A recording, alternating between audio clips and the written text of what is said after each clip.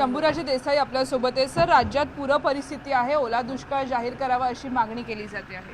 आता मंत्रिमंडळाची बैठक 12 वाजता आहे आणि संपूर्ण राज्याच्या पीक पाणीचा आणि पूर परिस्थितीचा आढावा सचिवांच्याकडनं मंत्रिमंडळ बैठकीला सादर केला जाईल आणि नक्कीच ती अंतिम आकडेवारी सगळी पिकांचं नुकसान, घरांचं नुकसान, मालमत्तेचं नुकसान हे सगळे आकडेवारी समोर आल्यानंतर शासन जरूर उचित मदत करायचा निर्णय घेईल। गेल्या काही दिवसांपासून राजकीय वर्तुळात चर्चा आहे की एकनाथ शिंदे यांचे जे विद्यमान आमदार आहेत किंवा काही मंत्री आहेत त्यांच्याबद्दल तीव्र नाराजी आहे। खांदेपालट होण्याची सुद्धा शक्यता नाकारता येत नाही। अंतर्गत बैठकीमधनं हा मुद्दा चर्चेत आले नाही, मला याची कल्पना नाही, कारण अशा अंतर्गत कुठल्या बैठका झालेल्या मला तरी माहिती नाही। पण शेवटी आमचे सगळ्यांचे मुख्य नेते आदरणीय एकनाथजी शिंदे साहेब आहेत, त्यामुळे मंत्रिमंडळातल्या मंत्र्यांबद्दल माननीय शिंदे साहेबांच्याकडे जर कुणी काही म्हणणं मांडलं असेल तर साहेबांचा तो अधिकार आहे।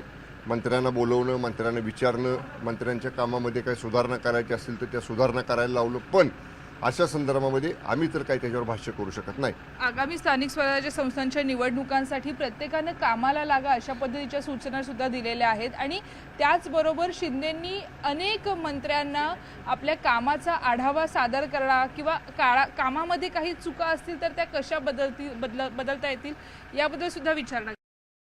स्थानिक स्वराज्य संस्थांच्या निवडणुकांसाठी प्रत्येकाने कामाला लागा अशा पद्धतीच्या सूचना सुद्धा दिलेल्या आहेत आणि त्याचबरोबर शिंदेंनी अनेक मंत्र्यांना आपल्या कामाचा लावलं। पण अशा संदर्भामध्ये सगळ्यांचे मुख्य नेते आदरणीय तीव्र नाराजी आहे।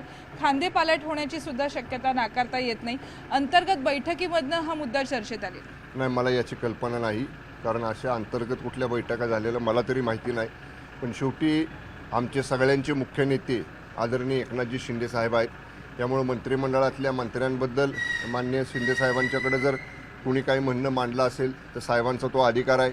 मंत्र्यांना बोलवणं, मंत्र्यांना विचारणं, मंत्र्यांच्या कामामध्ये काही सुधारणा करायची असेल तर त्या सुधारणा करायला लावलं। पण अशा संदर्भामध्ये आम्ही तर काही त्याच्यावर भाष्य करू शकत नाही।